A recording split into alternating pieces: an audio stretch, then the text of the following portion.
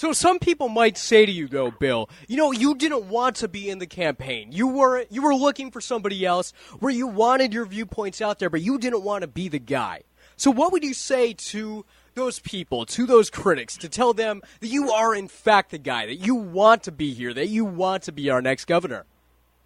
Yeah, well, truthfully, it wasn't that I didn't want to be the guy. It's my family didn't want me to be the guy. We have to recognize what we've done to politicians. Your last caller talked about he doesn't like politicians, but yet he's calling a political talk show. We need to change the tenor of the conversation in the United States. How can we have an educated electorate, an educated population to go and pull the lever for the right guy if we can't talk about politics at dinner or politics at the water cooler or politics at church? We need to turn that tide. And my family did not want me to run. I've been in politics my whole life. I believe it's a civic duty. Since I was 16, I've been working on campaigns. I believe if you're a member of society, you should go to town council meetings. You should go to school committee meetings. This is your money. This is your town. We are the government. But it is so nasty. You go to a restaurant, a Republican doesn't want to sit with a Democrat, and a Democrat doesn't want to sit with a Republican. And somebody has to change the channel. We got to turn the volume down. And, the last hour, my family said, you know what, let's do it. They actually saw in the last 4 years, and what Bob Healy did, in the last 4 years, the tenor, the moderate party has been able to come right up the middle, not look like knuckleheads. We're not idiots. I have a pretty impressive resume myself. I work for a national defense contractor. I hold a pretty high-level security clearance. We need managers. We need managers. We need applications. Our resumes need to line up with the jobs. And so, my family said, let's do it.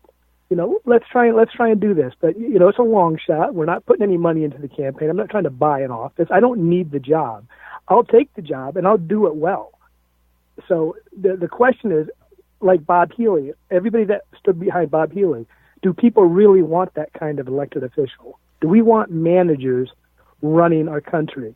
I believe politicians should be in the state house and in the legislature. That's where policy is decided.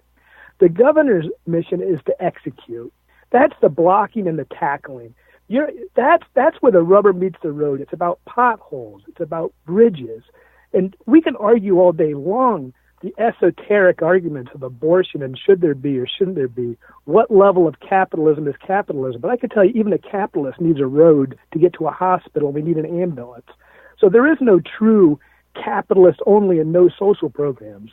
There's a balance. There's that knife edge that you have to walk down.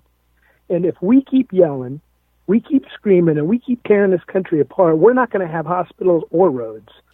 So we've got to find that balance between capitalists are not bad people. It's what makes the country go around. But neither are state workers. State workers that build our sidewalks and our roads and our bridges, most of the time they get a bad rap because they have bad management. You see them sitting around, it's because they don't have the material. They don't have the job ready. They don't have the equipment. They don't have the training. So what you're going to see with me is you're going to see a management style brought to these problems. An engineer, a manager that brings solutions to these problems. And at the same time, we want to turn down the rhetoric. So that's what I say to the voters right now. So some people might say to you, though, Bill, you didn't want to be in the campaign. You were looking for somebody else where you wanted your viewpoints out there, but you didn't want to be the guy. So what would you say to those people, to those critics, to tell